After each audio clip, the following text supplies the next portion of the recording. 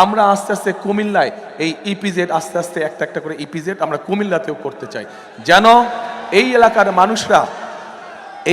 মানুষরা যাতে এই এলাকার ছেলেরা মেয়েরা যাতে এই কর্মসংস্থানের ব্যবস্থা হয়। একই সাথে আমরা এই এলাকার মেয়েরা যেহেতু প্রায় অনেক মেয়ে শিক্ষিত, মেয়েদের জন্য আমরা একটা ব্যবস্থা করতে চাই। অনেক কাজ আছে, অনেক শিল্প কারখানা আছে যেগুলো মেয়েদের কাজ করার উপযুক্ত, নারীদের বোনদের কাজ করার জন্য উপযুক্ত। আমরা সেই ধরনের যাতে মেয়েরাও ছেলেদের পাশাপাশি কাজ করতে পারে, মিল কারখানায় কাজ করতে পারে, সেই রকম মিল ফ্যাক্টরি ইন্ডাস্ট্রি আমরা ধীরে ধীরে ওই ইপিজেডের মধ্যে তৈরি করতে চাই। এটা কি পরিকল্পনাটা কেমন? ভালো? খুশি আপনারা? আচ্ছা, ঠিক আছে। এবার আসেন, খাল কাটা গেল। ও আরেকটা তো বলতে ভুলেই গেছি, সেটা হচ্ছে শুধু এইটা না,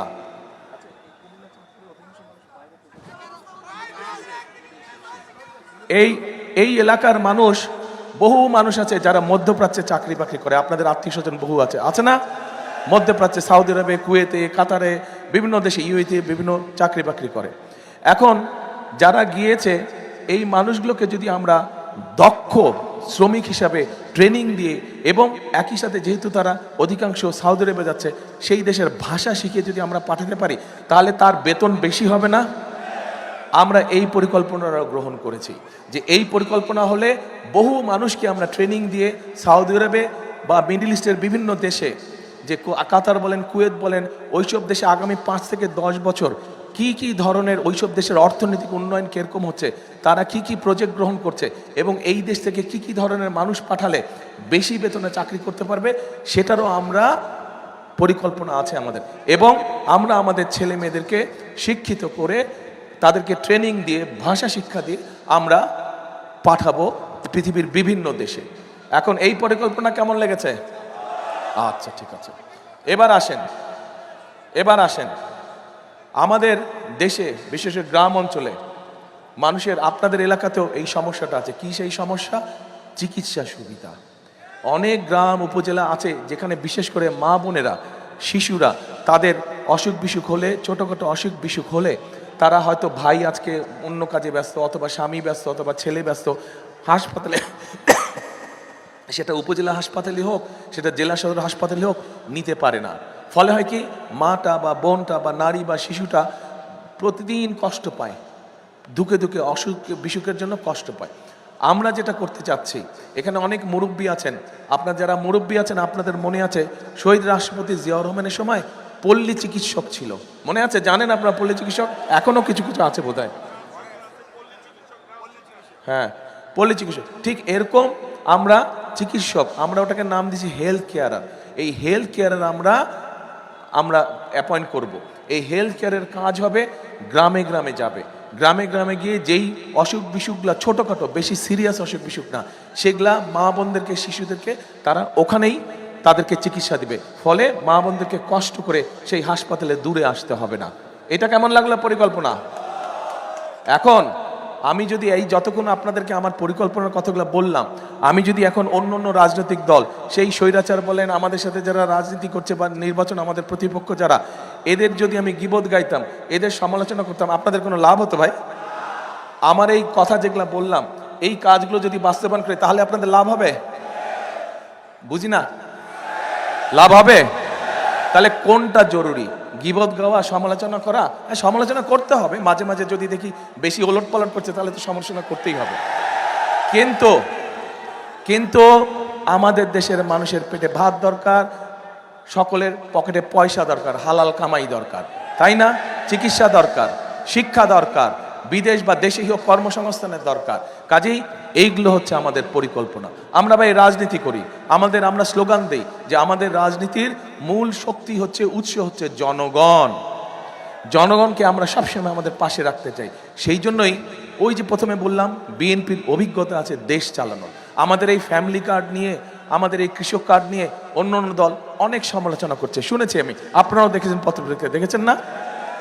এরা যা কয় কিচ্ছু যায় আসে না, আমাদের কিচ্ছু যায় আসে না।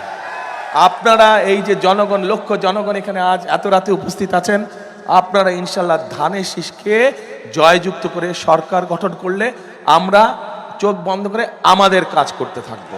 যেই কাজগুলো করলে এই দেশের মানুষের, খেটে খাওয়া মানুষের উপকার হবে, এই দেশের খেটে খাওয়া মানুষ কিছুটা হলেও ভালো থাকতে পারবে।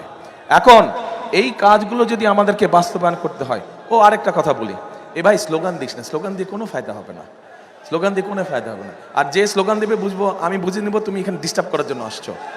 হ্যাঁ, যে ডিস্টার্ব করার উদ্দেশ্যে আসছে সে স্লোগান দিচ্ছে। কাজেই তোমার নাম এখন থেকে হবে, যে স্লোগান দিবে তোমার নাম গুপ্ত হবে এখন থেকে। আচ্ছা, তো এখন আমাদের লক্ষ্য হচ্ছে, আমাদের উদ্দেশ্য হচ্ছে জনগণের ভাগ্যের পরিবর্তন করা, যাতে জনগণ যদি এখন 10% ভালো থাকে, যাতে আমরা ওটাকে 20% করতে পারি। 100% ধীরে ধীরে যাব আমরা, কিন্তু অন্তত যাতে 20% নিতে পারি। 20% নিলেও আমরা আলহামদুলিল্লাহ অনেক দূর এগোতে পারবো। তো এখন প্রিয় ভাইরা, প্রিয় বোনেরা, আমি তো বিএনপির পরিকল্পনার কথা বলছি। আপনাদের পরিকল্পনাটা কি? 12 তারিখে আপনাদের পরিকল্পনা কি? ধানের শীষকে জয়যুক্ত করতে হবে। এই যে গুপ্ত, ধানের শীষকে যদি জয়যুক্ত করেন আপনারা ইনশাআল্লাহ, তাহলেই আমি যেই পরিকল্পনার কথা বলেছি, যার ফলে এই দেশের সাধারণ মানুষ চিকিৎসা সুবিধা পাবে, যার ফলে এই এলাকার সাধারণ মানুষ ফ্যামিলি কার্ডের সুবিধা পাবে, যার ফলে এই এলাকার সাধারণ কৃষকরা কৃষি কার্ডের সুবিধা পাবে, যার ফলে এই এলাকার সন্তানেরা লেখাপড়ার সুবিধা পাবে। এবং ধীরে ধীরে, রাতারাতি তো সব কিছু হবে না। আমার হয়েছে জ্বর, বুঝছেন, জ্বর হয়েছে, এই ঘুরতে ঘুরতে জ্বর ঠান্ডা লেগে গেছে, আর ডাক্তার আমাকে অ্যান্টিবায়োটিক দিয়েছে 7 দিনের। এখন 7 দিন লাগবে ভালো হইতে, তো এই সামান্য জ্বর ভালো হইতে লাগবে 7 দিন। এত বড় দেশ, এত ফ্যামিলি কার্ড, এত কৃষক কার্ড, এত মানুষের চাকরির ব্যবস্থা করা একটু তো সময় লাগবে না? একদিনে মানে, সেই জন্য আমাদেরকে ধৈর্য ধরতে হবে। কিন্তু ওই যে বললাম আপনাদের পরিকল্পনা কি, আপনারা যে বললেন ধানের শীষে, ইয়েস 12 তারিখে আপনাদেরকে ধানের শীষকে জয়যুক্ত করতে হবে। কিন্তু জয়যুক্ত করার আগে কয়েকটি কাজ আছে। সেই কাজটি হচ্ছে, আপনারা যারা এখানে ধানের শীষকে জয়যুক্ত করবেন, আপনাদেরকে ভোরবেলা তাহাজ্জুদ পড়ে চলে যেতে হবে। তাহাজ্জুদ পড়ে ওইখানে গিয়ে ফজরের নামাজ আদায় করতে হবে। আর আমার অন্য ধর্মের ভাই যারা আছেন, তারাও আপনারা ফজরের ওয়াক্তে চলে যাবেন ধানের শীষকে ভোট দেওয়ার জন্য, এবং গিয়ে ফজরের নামাজ আদায় করে ওই আপনার স্ব ভোট কেন্দ্রের সামনে ফজরের নামাজ আদায় করবেন এবং লাইন দিয়ে দাঁড়িয়ে যাবেন। যেই মাত্র দরজা খুলবে, ভোট প্রক্রিয়া শুরু হবে, আপনারা লাইন দিয়ে ভোট দিবেন, ধানের শীষে ভোট দিবেন ইনশাআল্লাহ। তবে ভোট দিয়ে চলে আসলে হবে না, কিন্তু থাকতে হবে। যেই অধিকার থেকে আপনাদেরকে বঞ্চিত করা হয়েছিল গত 16 বছর ধরে, সেই অধিকারের হিসাব, এই যে এখানে 3 জন জুলাই যোদ্ধা বসে আছে, পা নাই 2 জনের, আরেকজনেরও সমস্যা, এদের এই যে বলিদান, এটা তো বৃথা যেতে পারে না, পারে? যেই অধিকার আপনাদের কাছে কেড়ে নেওয়া হয়েছিল, সেই অধিকার কড়ায় গন্ডায় সন্ধ্যার মধ্যে বুঝে নিয়ে আসবেন, যে ধানের শীষকে জয়যুক্ত করে কড়ায় গন্ডায়, যাতে কেউ ষড়যন্ত্র করে আপনাদের অধিকার যাতে কেড়ে না নিতে পারে, এইটা খেয়াল রাখতে হবে। পারবেন? এইটা আপনাদের পরিকল্পনা, আর আমার পরিকল্পনা আমি আপনাদেরকে বলেছি। তাহলে শেষ কথার কি কথা? শেষ কথার কথা হলো, করব কাজ, গড়ব দেশ, সবার আগে বাংলাদেশ। আবার বলি, করব কাজ, গড়ব দেশ, সবার আগে বাংলাদেশ।